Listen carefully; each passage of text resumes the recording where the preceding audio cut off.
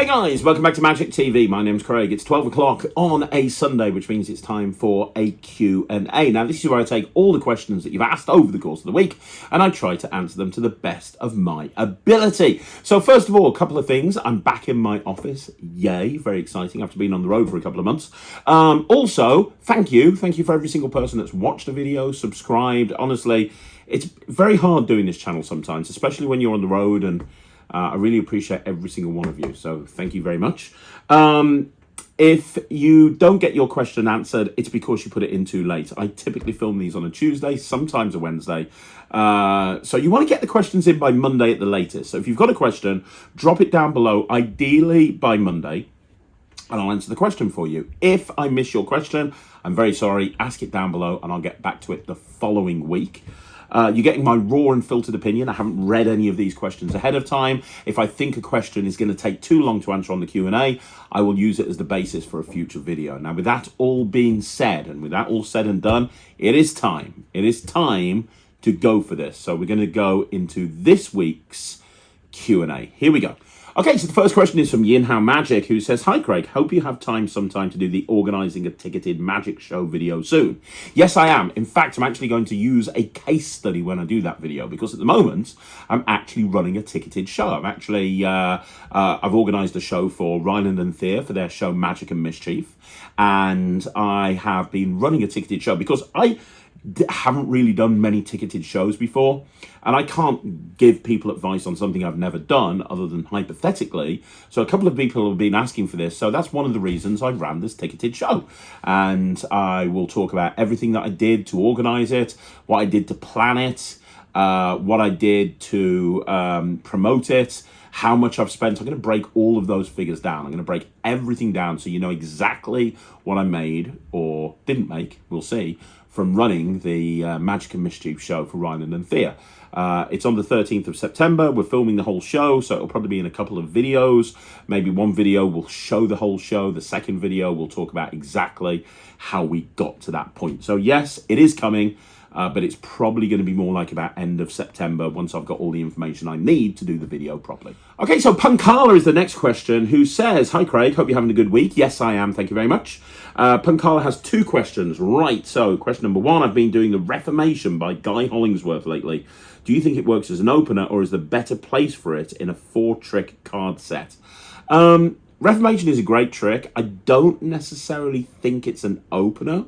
Now, I bet there's people out there that do it as an opener. If you don't know what the Reformation is, by the way, it's probably one of the strongest Torn and Restored cards of all time. It is an amazing, absolutely incredible Torn and Restored card, and really put Guy Hollingsworth on the map. It is actually very difficult to do. So first of all, my virtual caps off you for even doing this, Punkala. But I'd say this is kind of more of a... I could definitely see this as a closer. I could definitely see this as a middling trick. I think that the opening routine has to be a little bit more quick, because the thing with the Reformation is you have to have a card pick, they have to sign it, and you know a lot of the folding, it takes a while for the magic to happen, right? Initially it looks like you're just folding and tearing up a card, and there's nothing else really that's going on. So I think you need to have something that's a little bit more direct. Perhaps use it, perhaps use it at the end. I think it would make a good closer, to be perfectly honest. I don't do the Reformation myself, but I do Torn and Restored cards. I think it would make a nice closer. Maybe you've had a card picked and you've done a bunch of stuff with it, and the closer is you want to, show you one more thing that doesn't involve the rest of the deck, just one trick, and it's going to be less of a trick and more of an illusion, or something along those lines.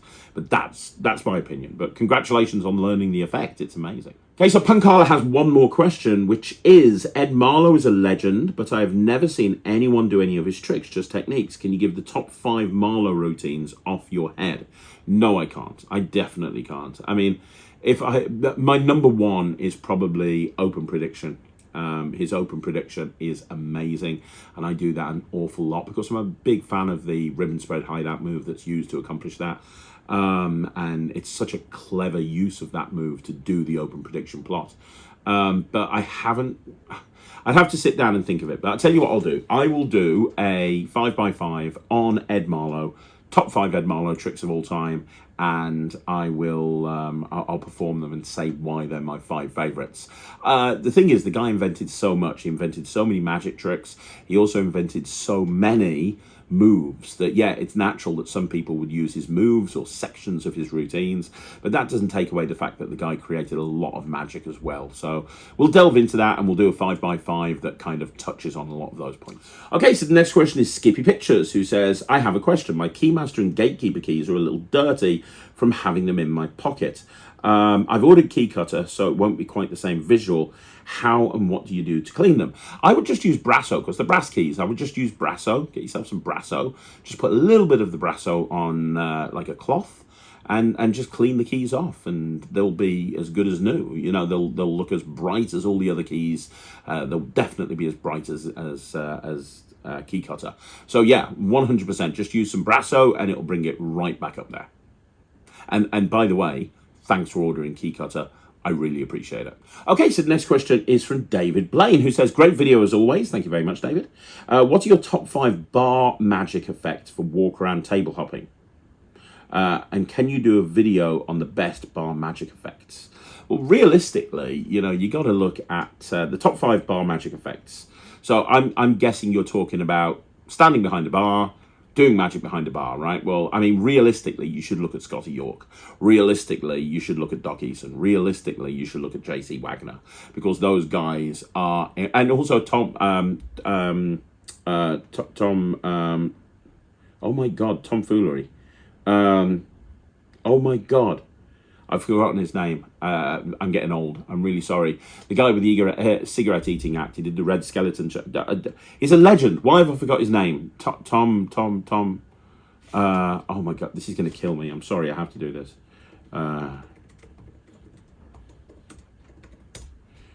It's Tom Mullica. How did I forget that? Tom Mullica.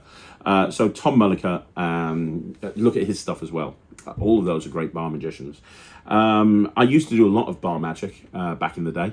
Top 5 bar tricks that I would say card under box, definitely number 1.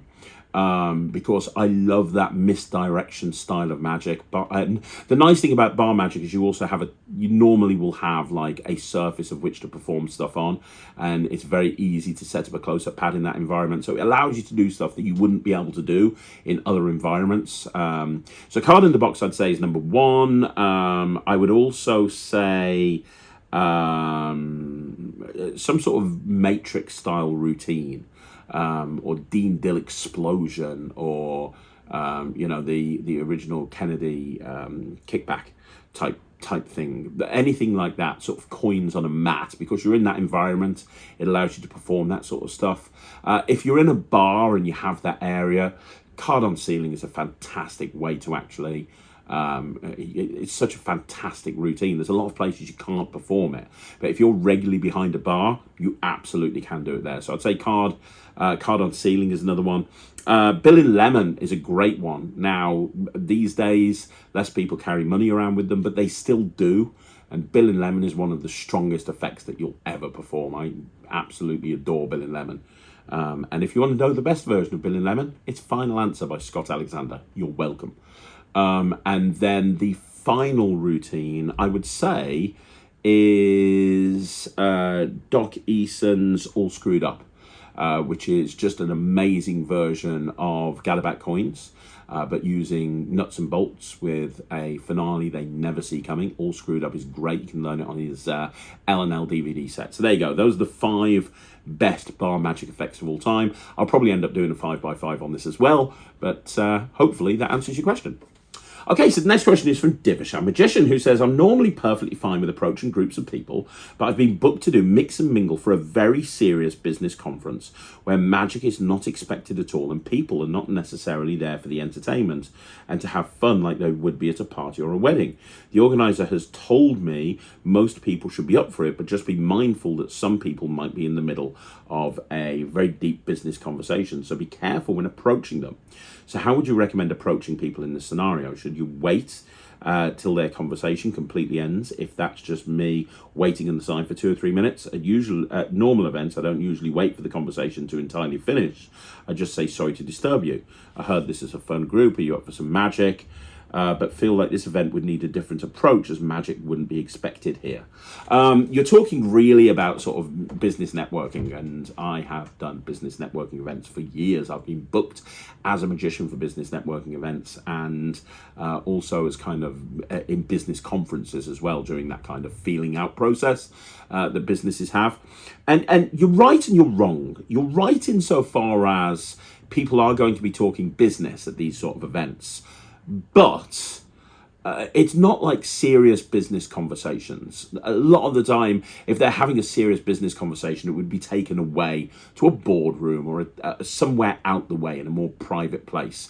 If you're booked to go up to people in a room, they're probably doing sort of the feeling out process that you normally go through in a business networking event, which is kind of getting to know people, getting to find out what they like and what they don't like, and kind of getting people to know you. The whole point of business networking is you want people to get to know you, like you, and trust you, and that's what these sort of networking things do, right?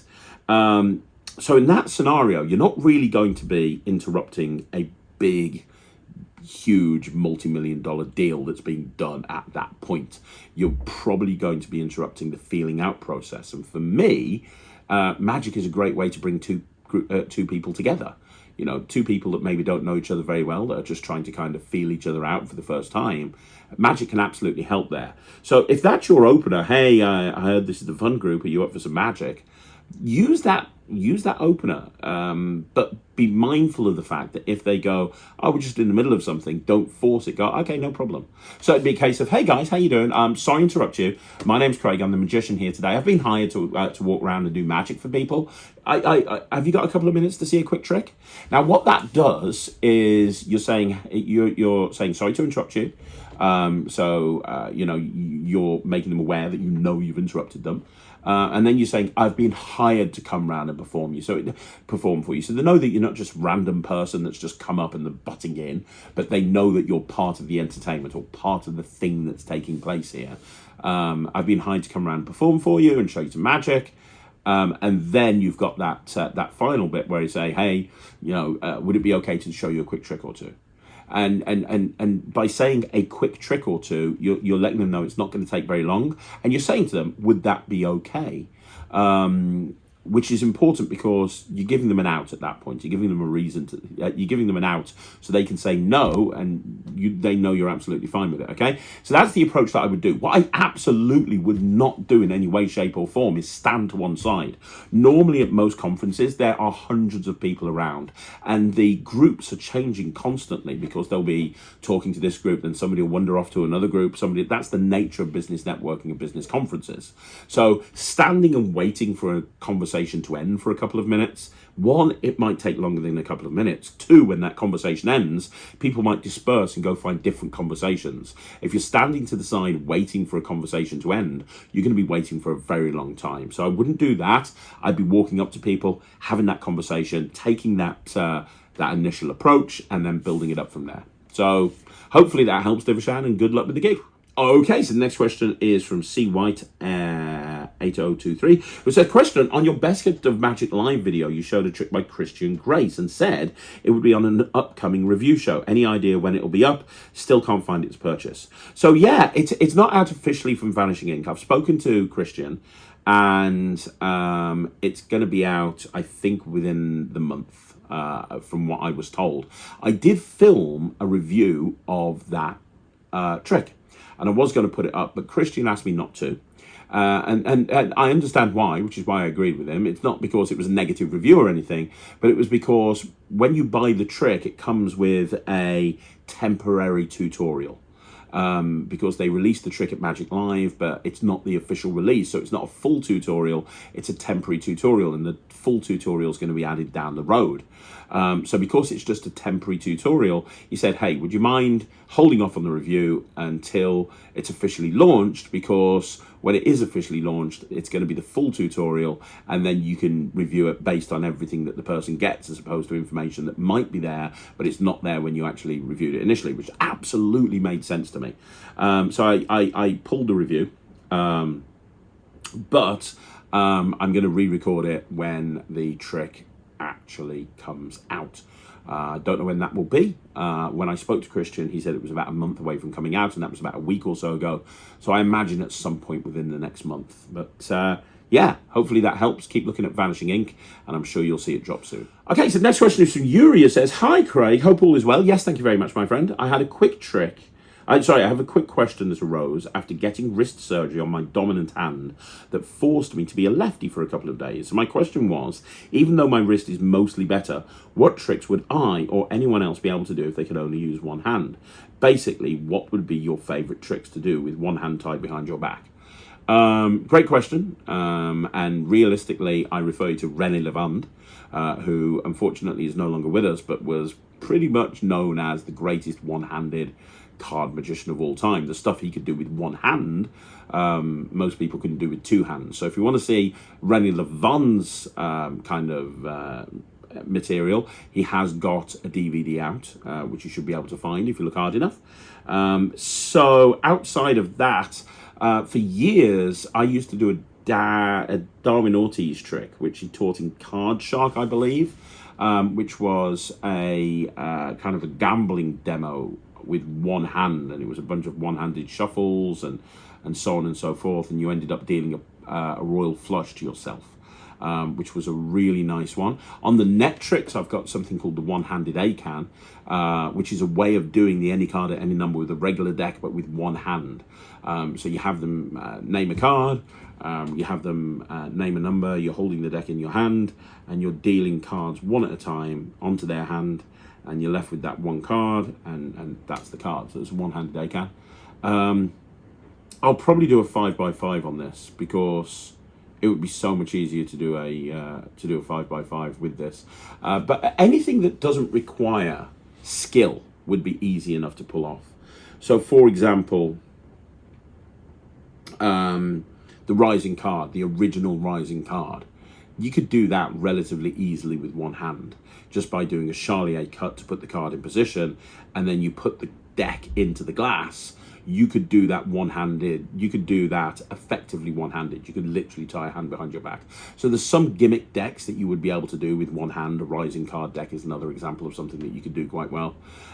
If you've got a strong double lift with one hand, and you can do a Charlier cut, and you can do a one-handed shuffle, there's no reason why you couldn't have someone pick a card, control it to the top, show a different card, put it in their hand, and have that the card that they've picked.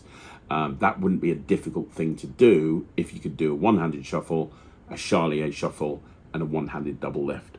Yeah, so hopefully that helps. I'll probably put a video together on this as well, but thanks for the interesting question. Okay, so the next question is Victoria Elizabeth, UK, who says, "Good luck with Ryland in his show. When I was a child doing magic shows in a friend's dining room or on their living rooms, a magic show is a magic show, and performing for spectators in a planned magic show has the biggest impact when it comes to what the magician learns from doing it. You learn so much about yourself, your performances, your material, your strengths, and the parts you can extenuate, and your weaknesses to work on ironing out and eradicating. It's great that he's doing shows in front of the public, as it will stand him in good stead once he's older." I absolutely 100% completely and totally agree with you, Victoria. Yes, and I'm very, very proud of Ryland. What he has achieved and what he continues to achieve is crazy to me. You know, he's he's 12 years old, and he's going out and performing in front of hundreds of people.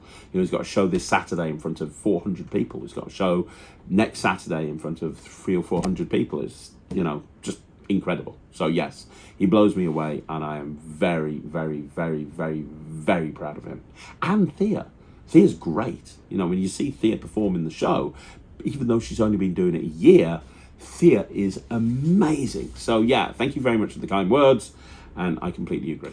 Okay, so the next question is from the Mystery Box Studio, who says, "Question, do you think physical appearance is important for magicians and entertainers in general? I know, for example, that Penn Jillette went through a diet to lose weight, and inspired by this, Morgan from Morgan & West mentioned on Fool Us that he lost nearly 100 pounds inspired by Penn. I know Nemid Phoenix has made it a goal for his magician levels up to lose weight too. I remember you talking about Lloyd Barnes' appearance and how it was bad for people to use images back from when he was a bit overweight on videos instead of using a more recent image. I also remember Matt making a reference to your business cards and how they show a Craig for like 20 years ago and mentioning the physical change too. Don't want to make the question about you, but being that it will be you answering, maybe you know of other cases. Personally, I don't think it matters, but we all know how judgy people could be.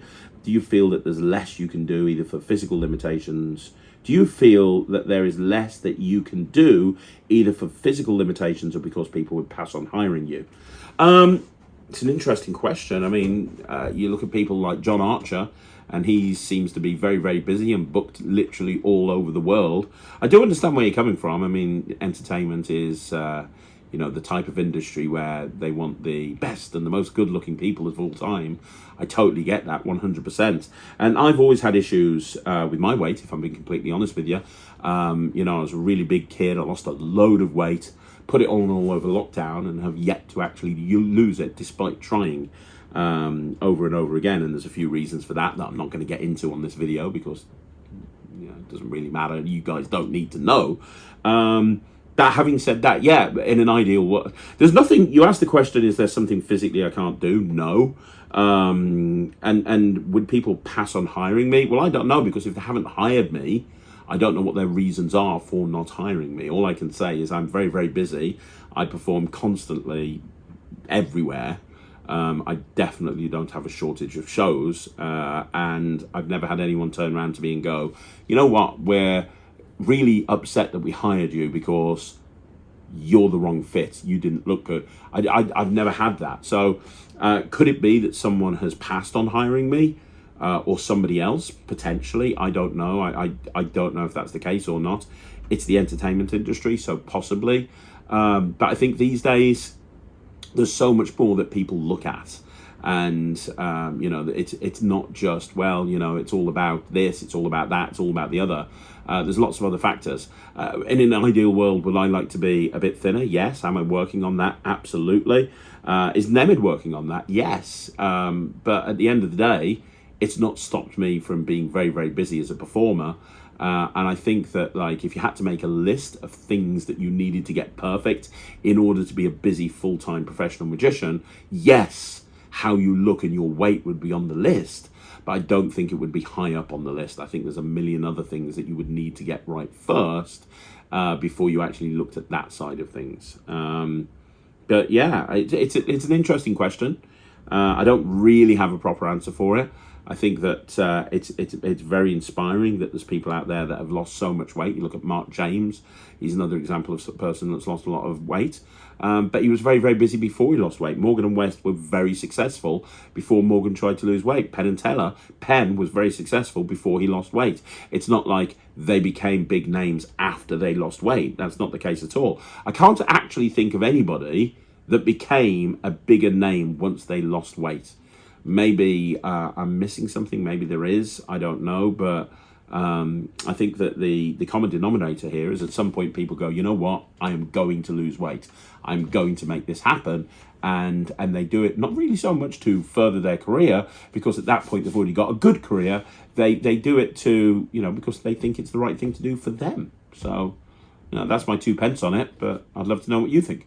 Okay, so the next question is My Pet Creeper, who says, "Hi Craig, I have 2 questions." Well, let's take the first question first. First question is how to deal with spectators reaching and trying to grab props off you or your close-up mate while performing. I think you mean case, right? I think you mean case. I don't think you mean mate. So, how to deal with spectators reaching and trying to grab props off you or your close-up case when performing? This is really just audience management. It's rare that you'll have an adult do this. I don't know if you're talking about kids or you're talking about adults or you're performing in the sort of places where there's a lot of drunk people. With kids, you kind of just have to, I've done videos on this. If kids are being naughty, you have to make sure that you've put a warm-up in place so that they understand that although you are the entertainer, you're also the person that's running the show, and there's certain ways that you expect them to behave during the show, and that goes for performing close-up magic for them as well. If you're performing for drunk people, there's very little you can do other than walk away from the group. You know, if people are going to be so drunk that they're grabbing your props and they're drunk and they're out of their mind, there's very little you can do other than just walk away and diffuse the situation. If it's an adult that's grabbing your props, I mean, it's just a simple case of, hey, I'm just trying to entertain people here, and I don't expect you to grab something off me while I'm just trying to perform. If I'm annoying you that much, I tell you what, I'll take a step back, but I'm literally just trying to show people some magic here. You know, you should have a look at my How to Deal with Hecklers video, which I put on Magic TV a few years ago, because that's going to give you real, actual examples of times that has happened and what I've actually done about it. So have a look at that. But yeah, there you go. Thank you very much for the question. Okay, so the next question is from Magic Stevens, who says, "Hi Craig, hope you're well." I am. I hope you're well, my friend. I am trying to get more bookings when I am at a paid gig. I find it easy to go up to a group and perform, but when I'm in my local town centre in pubs and bars, I find my confidence is not so good, and I find it really hard to approach people, asking them if they want to see some magic. Do you have any advice on approaching people? It's a wedding or birthday party. I find it a lot easier because I've been booked to do a gig and I'm being paid to do it. But when I'm on the street, I find it a lot harder to approach people. I'm more nervous and I don't want them to say no, I guess. Any advice would be grateful. Well, all we're talking about here is pushing you out your comfort zone, right? Your comfort zone is at a certain level. If you're booked to perform, if people know that you are the entertainer that's been hired there, you don't have a problem approaching people. So, you know, you'll walk up to them and you'll say, "Hey, how you doing? I'm the magician." And they'll watch you and everything's great. The people that you're performing for when you're not being booked to perform are the same people. Well, not exactly the same people, but they're the same people insofar as they don't know that you're going up and performing for them. So you do the same thing. You just go up to them and you say, "Hey, how you doing? I'm a magician. It's my job to, you know, I'm a magician. I'm just running around and I'm just showing tricks to people. I'm actually really good. Would you like to see a quick trick?" You know, just, and remember, it's a numbers game. If somebody says no to you, what's the worst case scenario? What's the worst thing that can happen? You walking up to a group of people in a bar or a pub that you don't know, in a place that you're not being booked to perform, you walk up to those people. What's the worst thing that can happen? What's the absolute worst thing that can happen? Well, the worst thing that can happen is somebody going, "No, I'm not interested." In which case you go, "Okay, no problem, have a great day, thanks." And you walk on to somebody else. You try that person, you try somebody else, and you try another group, until eventually you find a group that do want to see magic. When you actually think about the worst case scenario, it's not that bad, is it really? You walk up to a group of people, they say no. Now, I do a lot of walking up to people in pubs where I'm not being paid to perform there, because I do a lot of filming for magic products, right? And that's effectively what I'm doing. I'm walking up to people in a pub and going, "Hey, not as dodgy as I look. Can I perform this trick for you? And by the way, I want to put a camera in your face and I want to have you film. I want to film your reactions to this trick as well." That's a much harder scenario to deal with, right? But just going up to people and showing them a magic trick, just push yourself out your comfort zone. Remind yourself that the worst thing that can happen is that you say no. Walk up to them confidently, introduce yourself, and I don't think you're going to have too much of an issue. Plan your first trick as something visual and impressive, so you're going to grab their attention, and then just get on with it. It's a little bit like the sales process. You know, the in sales, I do a lot of sales training, and in sales, you know, one of the most important things is people maintaining their attitude. If you're dealing with 100 sales calls a day, you got to make sure that even though a load of people are going to say no to you, and they will, you know, most industries work in a 1 in 10 law of averages or a 10% law of averages. Even though lots of people are going to say to you, "No, I'm not interested, I don't want to know," you have to keep your attitude. You have to maintain that attitude. You have to be all excited and happy and super positive, so that when somebody answers and they are potentially the sort of person that says yes, you don't put them off by going, "All right, my name's Craig." You know, you and it's the same thing with going up to people in a bar. Not everyone's going to say yeah. Who cares? Just find the people that do and have fun with it. I think that's the most important thing. Have fun with it. That's really important.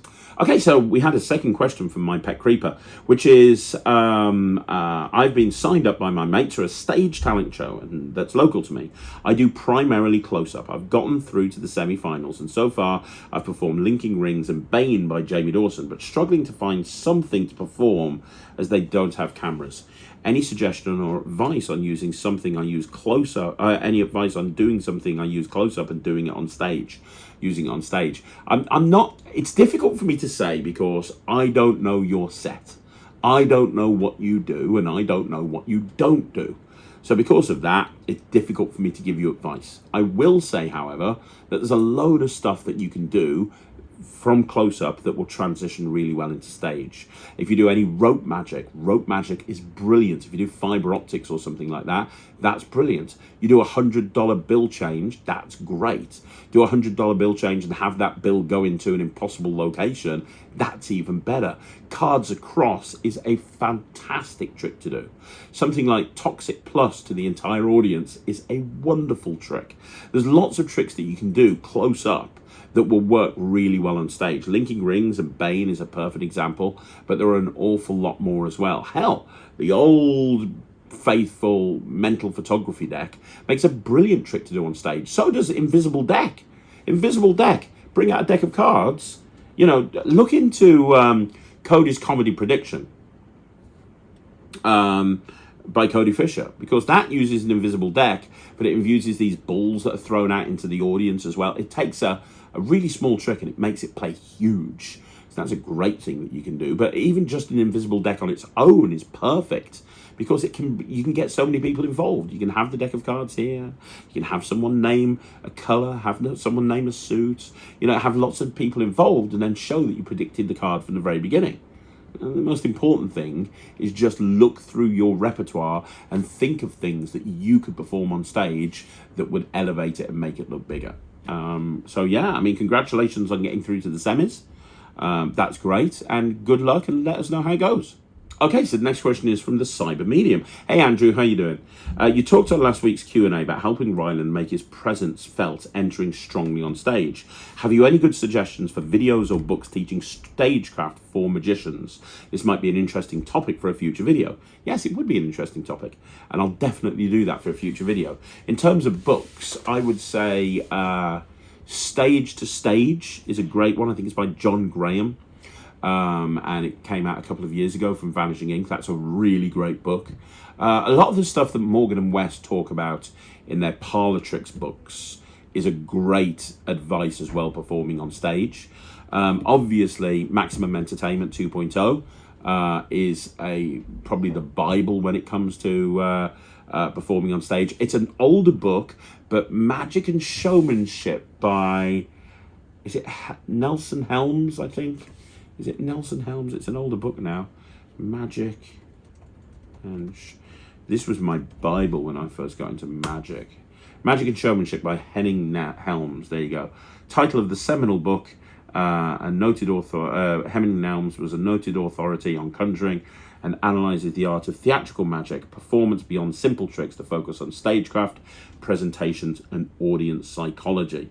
The book teaches serious performers how to enhance their shows. So there you go. That's really, really good. And the other thing is on the 1914, this isn't a book, but on the 1914 website, which I'm now going to look on, and we're going to look at Alexander Marsh. Alexander Marsh has there you go. He's got a download called The Art of Stagecraft, which is brilliant. Alexander Marsh teaches everything you need to know to excel on stage. The Art of Stagecraft presents a detailed series of lessons that unlocks the secrets to becoming one of the most exciting professions, the stage mentalist. This is not a course that focuses on tricks. This is an entire masterclass in building a stage act, performing it, and getting it seen by thousands of people. He talks about the internal process, persona, scripting, structuring effects and routines, blocking and rehearsing, microphone technique, openers, getting the gig, public relations, and so much more. So there you go. So there's a few ideas for you. All of them are great, and if you're more of a visual learner, The Art of Stagecraft is exceptional. Okay, so next question is from Skippy Pictures, who says, "Hi Craig, I hope all's well with you and your family." Yes, I'm very good, thank you very much. I hope you are as well. A few weeks ago, I shared with you the video of my first kid show. I know it's complicated right now for you to find some time, but in case it happens, allow me to send you the video again. I will definitely look at that. In fact, in the meantime, I was offered to do a show during the Christmas period in a small town next to my house. So I'm trying to get some professional advice, and inevitably, I would be more than happy to have feedback from you. Just keep in mind that I have only repeated twice before my performance. I'm aware that I have made a lot of mistakes, but I know it comes mainly from the lack of rehearsals. In short, I know it might be boring to watch 40 minutes of magic in French by an amateur, but here, if the heart tells you to find some time, I would be honoured to receive your advice. And if you go to Switzerland, don't forget to contact me. And as always, sorry for my English. Have a good day, Julio. As a reminder, this video is in two parts because I had a copyright problem on YouTube, so the silk production is missing between the two. I forgot a trick in the end with the force card and the revelation in the silk fountain.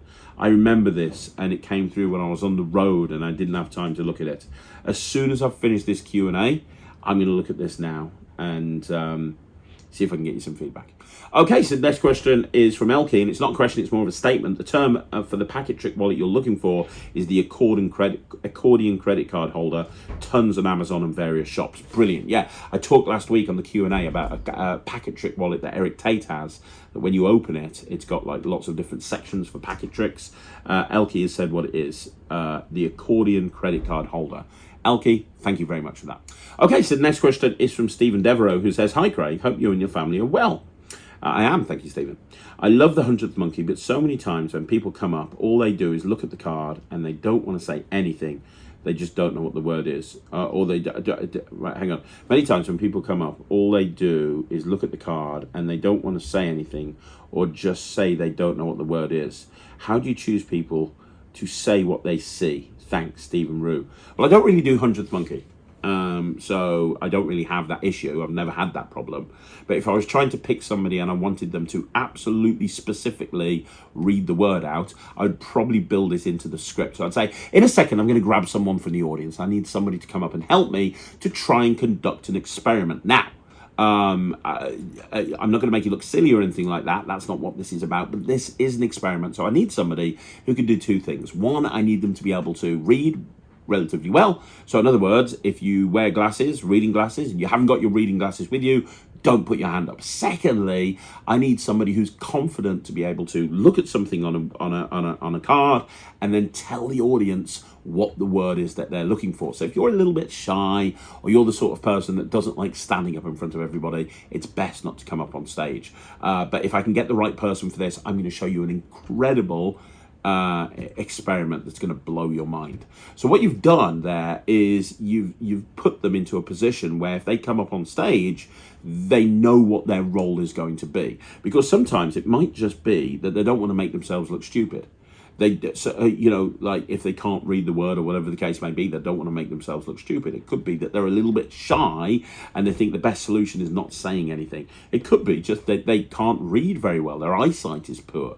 There's a million different things that could cause people to act like that. But by putting them into that position, you can turn around and you can say, right, read the word. And if they don't read the word, you go, oh, I thought you said you were going to be able to read the word. Yeah, so what is it? I don't know. Why not? I can't say. Whatever the case may be, I would probably pre-qualify them with that and build in there. I'm not going to make you look silly. It's nothing like that. And then bring them up that way. That's probably the way that I would advise you to go. The other thing that I'd say is have a look at Odyssey by Chris Philpott, the same person that created the 100th Monkey.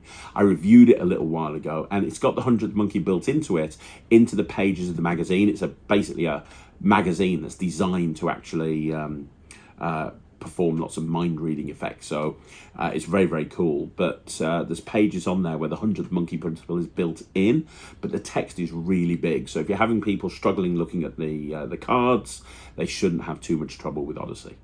Okay, so the next question is from LB Magician, who says, Craig, thank you for making all these videos. You're more than welcome. I appreciate all you do for the magic community. The videos alone are a lot of work on top of everything else you're doing, but I've learned a lot and I've put it to work as I go about building my own magic business. That is amazing. That is why I do these videos. I do these videos because of people like you that are taking the advice that I'm giving and using it to further your own career in this industry, and that's amazing. So thank you for the thanks, and thank you back to you, which was probably one of the most confusing sentences I've ever said. Okay, so the next question is from Darren Gregory, who says, or is it Darren Greg? Darren Greg, sorry. who says, "Hi Craig, I've used the mem deck since 2010. I don't use a well-known stack. I just shuffle the deck for precisely 30 seconds and I settled on that. I still use the same stack and I'm very happy with it. I was wondering if you knew of a way of getting a deck into stack in front of the spectator. For examples when shuffling and borrowing a deck. If I get a few minutes to myself, I can actually memorize the deck in about 2 minutes using a memory system from Harry Lorraine that I learned over 30 years ago. Wow, that's impressive. It's second nature now, but when I'm handed a deck of cards, I obviously can't do this. Do you know any really good methods to get into stack in this simulation? Possibly a trick that arranges the cards into order as you're performing it. I've heard Pete Turner has a method, but I can't find anything about this online. Do you know what the trick is, or do you have any idea of how you might do this? It might work. It must work with any stack, not just a Monica or Aronson. Thanks." So there's 2 resources I can give you. The first is Patrick Redford. Patrick Redford had a booklet or download, and I cannot remember what the booklet or the download is. I'm just looking for a search. I'm just doing a little search for it, seeing if I can find it. I don't think I'll be able to. Be good if I could. Patrick Redford has, I think it might have been a download. Don't know, but Patrick Redford's got something where it's an entire card act, and during the course of the card act, he's basically able to, like, I'm trying to find it. He's able to put a deck into stack. It's very, very clever. Can't see it though. Yeah, I can't see it. But somebody else might be able to tell you. I reviewed it at some point on this channel, and it's very, very good. But I don't know. So Patrick Redford's the one thing. The other thing is Pete Turner. Pete Turner's got a very simple approach to doing this, and it is very, very simple. So what Pete does is, let's say you're using the Monaco. You don't have to use the Monaco, but let's say you're using the Monaco, of course that's the stack I use. Obviously the top 4 cards are 4 of clubs, 2 of hearts, 7 of diamonds, and 3 of clubs. So what Pete Turner does is he will take a deck and he will get the 4 cards, the first 4 cards from the Monaco, he will get to the top of the deck. Okay. So he'll get those to the top of a shuffle deck. So the deck's been shuffled, it's been handed to him. He'll just cull those 4 cards to the top of the deck as he's talking. He'll then force those 4 cards on people. So the first person will have 4 of clubs, card number 1. Second person will have 2 of hearts, card number 2. Third person will have 7 of diamonds, card number 3. Fourth person will have 3 of clubs, card number 4. He'll then give approximately the same amount of cards to each person, and he'll have them shuffle the cards into the deck. Okay, so he'll say shuffle all the cards and then spread them out so you can see them and I can't.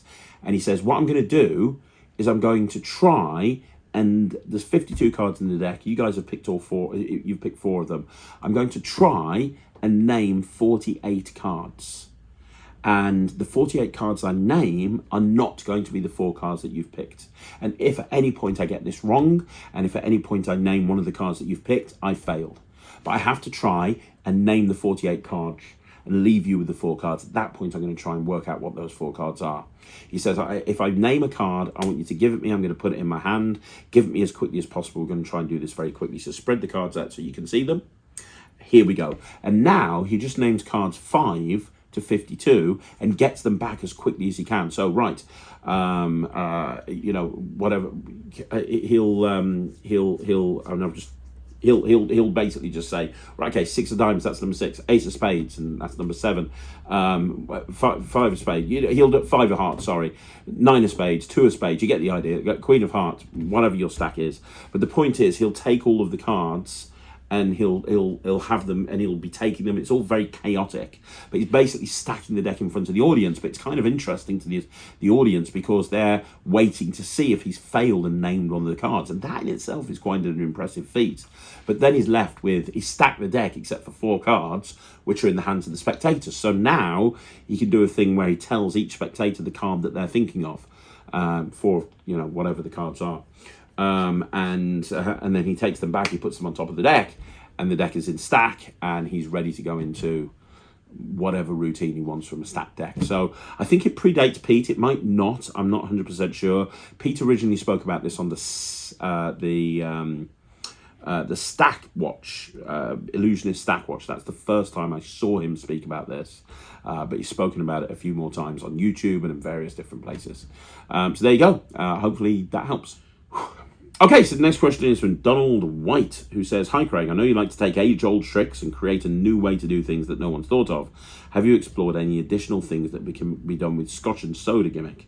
Also, just curious if you've ever got the Miracle Coins and Cups by Ronjo. I recently saw a video with Justin Miller using cups that look very similar. Thanks again for inspiring me to get back into magic." And the Savant deck is awesome, by the way. Thank you so much. First of all, thank you. You know, inspiring someone to get back into magic is why this channel exists. And the fact that you like the Savant deck, I really appreciate it. Seriously, from the bottom of my heart. Thank you. In terms of Scotch and soda, I have been working for the last couple of years on a Scotch and soda project, and that will be coming out at some point in the next year or two. So that is something that will be coming out at some point. So yes, look for the Scotch and soda project. In terms of Miracle Coins and Cups, I don't think I've ever seen that. I don't think I've ever seen it at all, but I'm going to look it up, because it sounds like something else that I know by a different name, and I can't remember what that is. So I'm going to look up the Miracle Coins and Cups, and I will get back to you on that. But yeah, thank you for the kind words. I really appreciate it. Okay, so the next question is from Magic Trades, who says, "Hey Craig, thanks for answering my question on the homing card. I've started to delve into everyday carry magic and mentalism as an alternative to cards. I've currently got Powerball 60, Krona, and just added Instrumental to the mentalism magic set, but I feel like I'm missing something to complete a walk around set. What mental magic pieces are you enjoying performing at the moment?" Okay, what mental magic? I mean, a lot of the mental magic I do is my own stuff. So I've got this thing coming out soon. In fact, by the time you've actually watching this video, it might have come out, called Game Night. That's a big everyday carry for me. ED Seat is always in my wallet and just sits there as a mentalism piece. It's always there. Trivia, which I brought out a few years ago through Alakazam, is a great kind of like book test built into 10 cards that look like movie trivia cards, and they fit into a wallet very, very easily. That's something that I do an awful lot of as well. It's not going to fit in a wallet, but there's a routine I bought out called Petty Cash through Alakazam, and another one that I bought out called Ticket to Ride, again through Alakazam, and both of those tricks are mentalism based. One is a bank night, and the other one is like a mind reading thing where somebody thinks of looks at a train ticket from a bunch of train tickets, and you can tell them all the information that's on the train ticket. Both of those are great. So those are the ones that I really enjoy performing that are my own creation. Yeah, those are the ones that I would suggest you kind of look at first of all. And if you like Powerball 60 and Chroma, absolutely look at ED Seat. I think you'll really like that as well. So hopefully that helps, and thanks for the kind words. Okay, DMB Dart says, "Thanks for taking the time last night to sign my Savant deck and to be a gent and taking time to show us some tricks before the show, and also not forgetting the tricks you brought us." You're more than welcome. He came with his family to the Magic and Mischief show that Ryan and Thea were doing, and hey, thank you so much for coming to the show. I really, really appreciate it. You know, I do an awful lot in this industry, but the thing that's kind of my driving force right now is watching my kids go out and just step out from my shadow and just do things that I never thought was possible. And the fact that they've got their own career in this industry at such a young age is amazing. And it's people like you that are coming out to support them that means the world to me. So thank you so much. Okay, there you go. That is another Q&A in the bag. Thank you once again for joining me right here on Magic TV. Now, don't forget, you want to see more videos like this, all you got to do is like the video, subscribe to the channel, leave a comment down below. I'm going to be back later on this evening with a Penguin Magic Review Show special at 9 o'clock tonight, so make sure you look out for that. I'll be back next week with another Q&A. Get your questions in down below. If you haven't already joined the Netrix, please do so. It's my online streaming platform for magicians. It's called the Netrix.com. I will see you again soon. Thank you so much for watching. My name's Craig, and this is Magic TV.